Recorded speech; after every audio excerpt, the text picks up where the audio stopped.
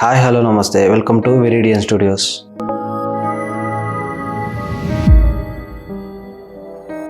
మీ ఫోన్కు వచ్చే మెసేజ్కి ఒక సీక్రెట్ కోడ్ ఉంటుంది. మీరు ఎప్పుడైనా గమనించే ఉంటారు. జీ అంటే గవర్నమెంట్ మెసేజ్ అనమాట.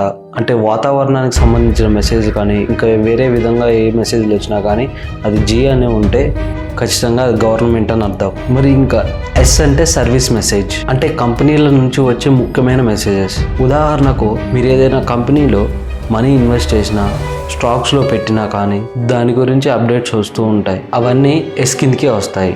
ఇది ఇంకొకటి ఉంటుంది, ఈ పనికి మాలిన ఒక పీ ఉంటుంది. ఇది దేనికి ఉపయోగం లేదు. ఇది ప్రమోషన్ చేసేది, లైక్ యాడ్స్ కానీ యాప్స్ కానీ ఈ టైప్లో ఉంటుంది. ఇంకో విషయం ఏంటంటే మీది జియో సిమ్ అయినా ఎయిర్టెల్ సిమ్ అయినా కానీ వీళ్ళకి మీరు రిక్వెస్ట్ పెట్టుకోవచ్చు. ఏమనంటే ఈ యాడ్స్ అన్ని బ్లాక్ చేయమని. ఇవన్నీ మై జియో, ఎయిర్టెల్ థ్యాంక్స్ ఈ రెండు యాప్స్ నుంచి అయితే మనం రిక్వెస్ట్ పెట్టుకోవచ్చు. సో ఇప్పటి నుంచైనా ప్రతి మెసేజ్ చివరి పదాన్ని చూడటం నేర్చుకోండి.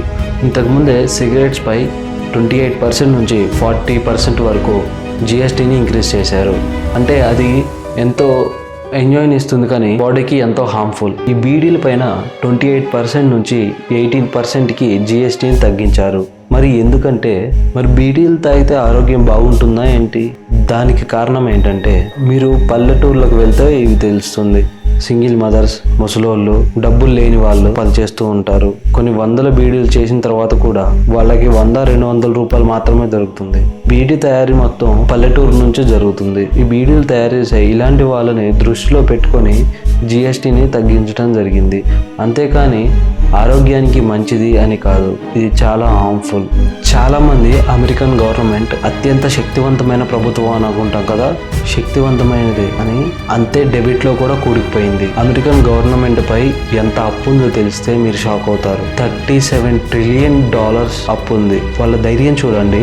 అక్కడి ప్రభుత్వం ఒక వెబ్సైట్ని లాంచ్ చేసింది. జనాల్ని డబ్బులు ఇవ్వమని లిటరలీ అడుక్కుంటుంది. మీరు డొనేట్ చేయండి గవర్నమెంట్కి, ఈ అప్పును మేము తీర్చగలము అని అందరి దగ్గర అడుక్కుంటుంది. ఆ వెబ్సైట్ పేరు కూడా ఒకసారి చూడండి. అమెరికా ఎంతో పవర్ఫుల్ కంట్రీ కాబట్టి అంత తొందరగా ఎవరు డబ్బులు అడగడు. అయితే ఇతర దేశాలకి చెల్లించాల్సిన అప్పు చాలానే ఉంది. చైనా, ఇండియా ఇలాంటి చాలా దేశాల్లోనే అప్పు ఉంది. దీన్ని తిరిగి చెల్లించడానికి ఒక వెబ్సైట్ ని లాంచ్ చేశారు.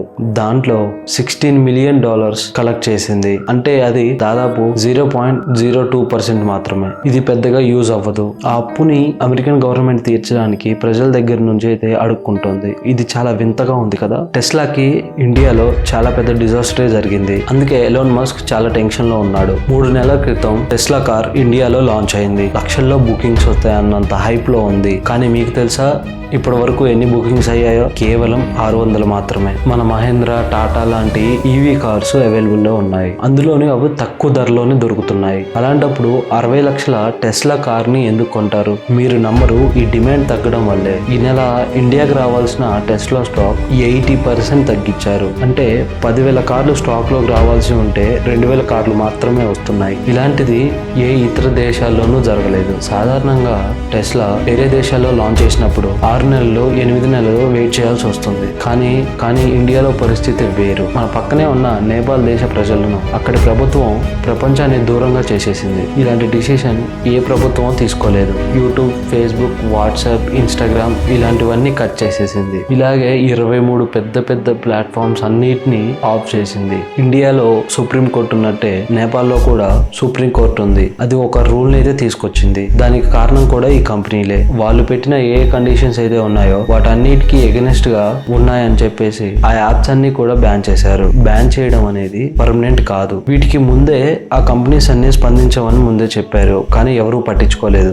ఇప్పుడు మల్టీనేషనల్ కంపెనీలకు మేము రాజులం, పెద్ద గవర్నమెంట్లు మాకు తెలుసు అని చెప్పే ఒక స్టేజ్ లో ఉన్నారు కాబట్టి వాళ్ళు ఎవరు దాన్ని పాటించలేదు. ఇప్పుడు అక్కడ ఉన్న ఐటీ మినిస్టర్ ఏమంటున్నాడంటే, ఇప్పుడు మేము ఏవైతే రూల్స్ పెట్టామో అవన్నీ పాటించండి, అప్పుడు ఈ బ్యాన్ ని తొలగిస్తామని అయితే చెప్పింది కోర్టు.